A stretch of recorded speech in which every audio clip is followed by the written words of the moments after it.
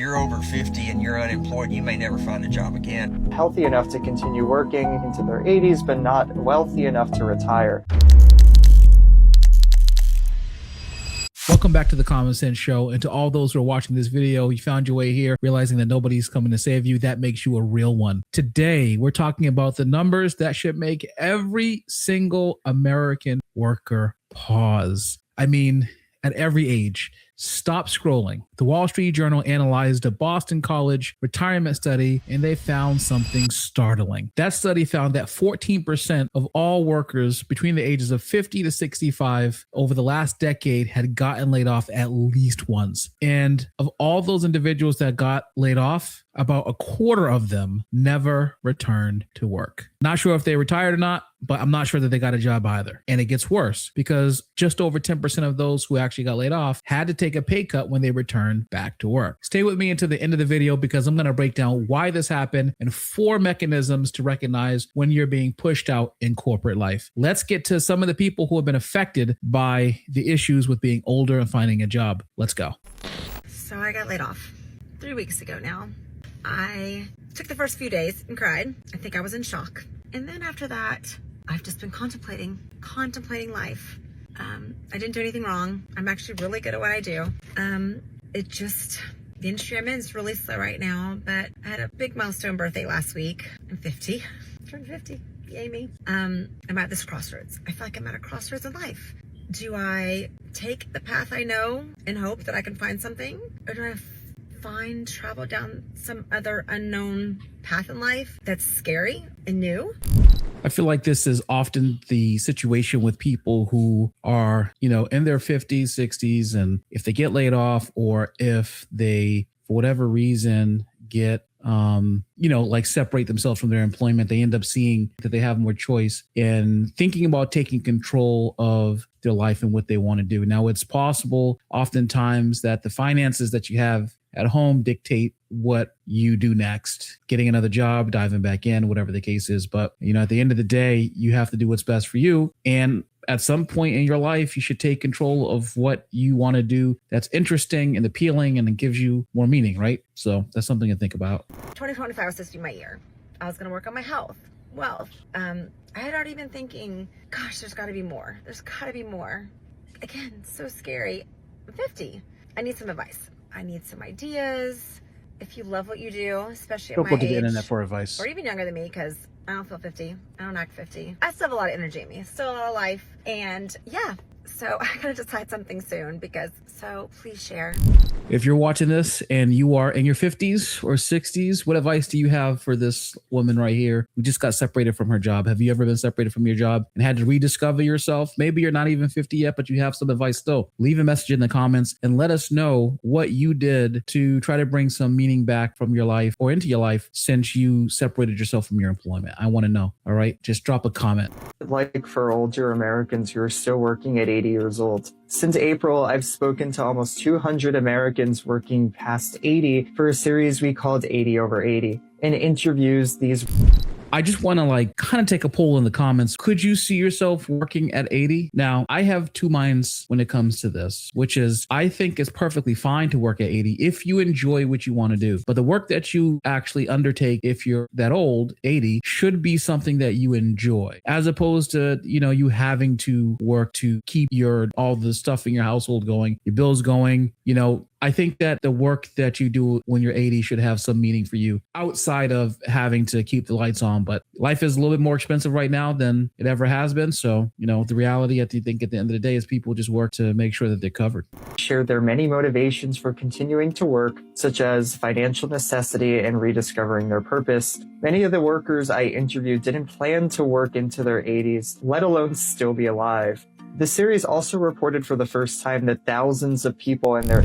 That's also fair, that most people did not think that they were going to actually be alive at this point in their life. But I don't think it's bad to work necessarily when you're 80, because I think that the movement, the getting around, the mental activity, the mental acuity required to work are all things that are good for you as you age. 80s and 90s still work in risky professions such as construction and truck driving, and a few dozen have lost their lives at work in recent years. The series uncovered flaws in the social safety net for those healthy enough to continue working into their 80s, but not wealthy enough to retire. Researchers told me that workplaces have much more to do to support their aging workers, such as providing safer working conditions, establishing more robust retirement planning networks, and providing necessary health benefits for workers of all ages. Read more of our coverage from our 80 over.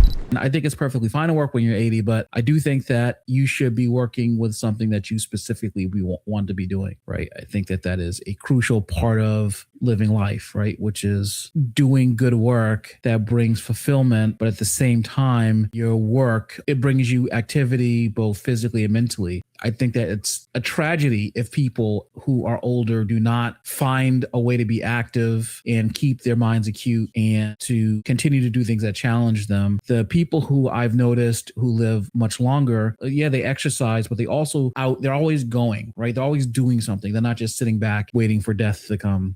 People say if you're over 50 and you're unemployed, you may never find a job again. And you know what? I think that rule applies for everybody right now, going from October to the end of the year. I think if you find yourself in a position where you haven't landed a job by October of this year, I think you're going to struggle until February, March of next year. And I hope I'm wrong. I'm just winging it based on what I see, obviously. But what I see are companies that are in a holding pattern trying to figure out just what to make of this whole AI thing. Because now studies are coming out saying that companies that have went all in on AI aren't actually seeing the return that they thought they were going to see. And so now they're trying to decide, do I continue to go down deep and play the long game with it, or do I parachute out and go back to the way that I was before? And all the people who aren't in it are now taking a step back saying, wait a minute, maybe we just need to hold tight and not make any decisions until we see what happens to some of these other people. And no matter what route each of those go, it equates to not taking action when it comes to hiring. And so things are fixing to get pretty rough. It doesn't matter what happens within the economy right now. Things are fixing to get even harder for job seekers.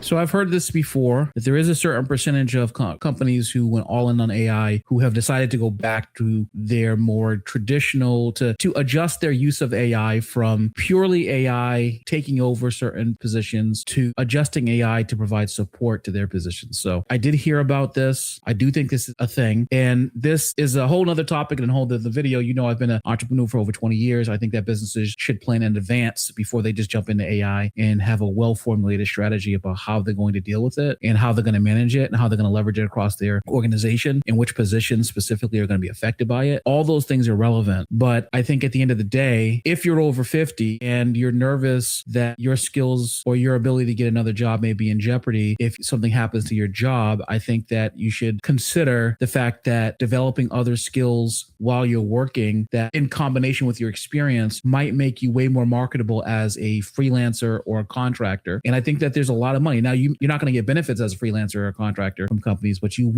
could earn a significant amount of money, enough where you can afford your own health insurance. So I think that's part of the solution for people who are over 50, maybe in their 60s, maybe a little closer to retirement, like in their late 60s or whatever, or mid 60s. And I think that you should think about how you can leverage your ability to generate money from your experience and new skills that you can develop. Because here's the thing, AI implementation in organizations still requires experience from people like you who are trying to figure out, who have the intuition. So like eventually intuition becomes a set of experiences that you've developed over the years that you have the ability to think about in just a few seconds, right? If you can help a company develop their AI, whatever platform they use or model they use, its ability to kind of perceive things through, learning sessions or prompting. If you can learn how to prompt, that would make you a great consultant, especially with your experience. So these are things to consider when you are trying to enter this new wave of technology and learning and trying to continue to make your skills more useful or refresh your skills. I think you really need to connect with that feature of the new wave of technology. I have some final thoughts.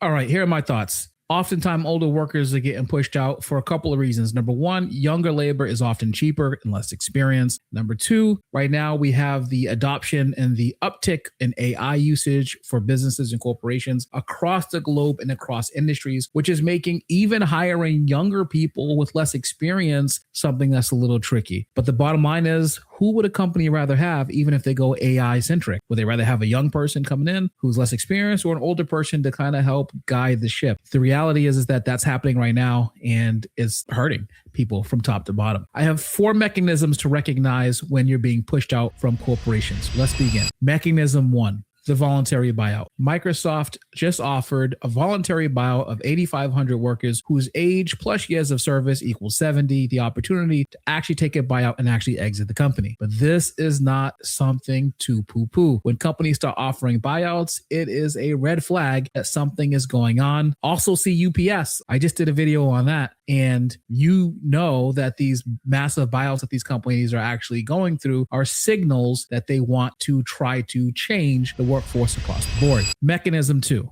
This is what I call the quiet cull. This is when companies don't necessarily lay you off, but what they do is they stop giving you the challenging assignments. About 22% of workers say that they feel like their companies have skipped over them when it comes to challenging assignments. 16% report being passed over for promotions in favor of younger coworkers. So the quiet cull, if you start seeing some work or projects at your experience being led by people who are slightly younger than you, if you start seeing perhaps challenging tasks that you would normally take on being passed off to other people, that might be a red flag that the company is kind of steering in a different direction and looking for different kind of workers to kind of help chip in. Mechanism 3. This one is probably one of the most insidious ones of all. Modern AI systems are being used by HR companies to sort through, let's call it longer than average work histories and kind of just culling the herd of resumes in that particular way. That's why a job search website, Glassdoor.com, reported a 133% increase in mentions of ageism in job seeker comments through the first 3 months of 2025. It is on the minds of people who are older, and these new modern AI systems that can do the sorting, the pre-sorting before it gets to an HR representative, be careful because those long histories could come back to bite you. This is part of the reason why they say that you're supposed to only put your last 3 recent jobs, 2 or 3 recent jobs, so that people can kind of tell most recent history is. Don't get caught up in the trap of the modern AI filter that you might find in some of these HR companies when you're submitting your resume. Mechanism number 4. This is one of the obviously the most common and the most recent issues that have cropped up, which is modern AI replacements for employees. If you start seeing automation start to take over in your company, you start seeing investments in a large amount of AI, and you are doing something that is close to entry level or pretty routine, something redundant, then you might be on the chopping block because AI is replacing redundant tasks that can be done, agentically through an AI, a learned model that actually understands what you're doing and can do it way more efficiently, way better, work 24 hours a day without getting tired, and actually can deliver at the exact same level of the people on staff. Those are the 4 mechanisms that companies are using to actually push people out who are slightly older. So here's what you can do to combat some of these things that are coming up. Track everything. AARP had mentioned in an article recently that you should document everything. Every conversation you have, anytime that you go back and forth with your coworkers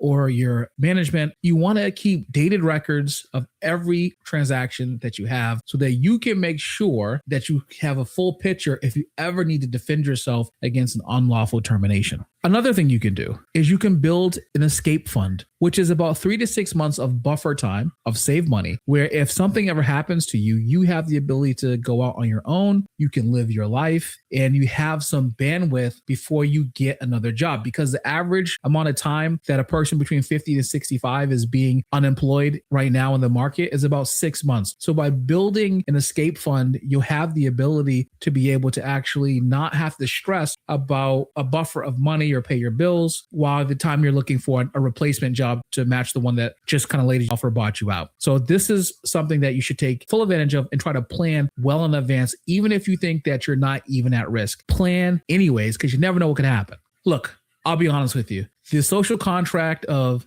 work hard, stay loyal, and work every day, 20, 30, 35 years is broken. It's so important right now to recognize that companies, especially when AI shows up, are going to be looking for the most efficient way to do things as possible. They want to be profitable. You have to start looking out for yourself. You need to start thinking ahead and thinking around the corner about what could happen and the moves that your company is making. Oftentimes, as you know, people just punch out from their job and then they just go home and then they just leave everything at work, but you can't do that. You have got to pay attention with both eyes because companies are getting way more efficient, way smarter, and they're not letting people just skate by anymore. So prepare yourself. Have your escape fund. Plan for the future. Try to think about what would happen if you were to get laid off. Are you okay? How long could could you survive? If you can't survive longer than a month on what you have saved in case you get laid off, even if you're on unemployment, that only takes care of a percentage of what you were making. So you really have to buffer what you were making with your savings. So try to be smart and play the game the right way and understand that it's going to take some time for you to get back into the workforce, into a job that may not even cover your full salary that you were previously making. I think one of the mistakes that people make is that they say, okay, well, I'm making $85,000 at this company. I get laid off. I'll find another job making $85,000, but how do you know you will? You may only find a job making 70, right? And so that $15,000, especially if you've had some lifestyle creep, makes a big difference. And listen, if this video helped you and give you a clearer picture of what actually is happening right now and what to do me a favor, like it. When you hit that like button, it shows YouTube that you like videos like this. Until the next one, I'm Micah. And if you don't go about doing your business, you're going to be doing the business of someone else. I'm out of here. Bye.